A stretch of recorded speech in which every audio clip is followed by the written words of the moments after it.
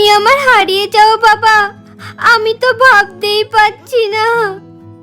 এরপর রাজা সিংহকে ধন্যবাদ জানিয়ে তার মেয়ে মণিমালাকে নিয়ে রাজপ্রাসাদের উদ্দেশ্যে রওনা হয়।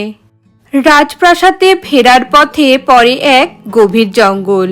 যখন তারা সেই পথ দিয়ে ফিরছিল, হঠাৎই তাদের সামনে উপস্থিত হয় হোমদো রাক্ষস।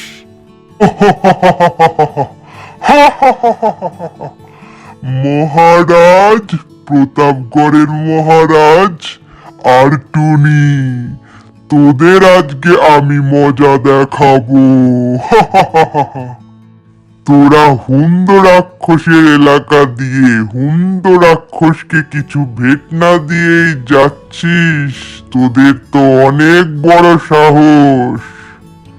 তোদের আমি মজা দেখাবো।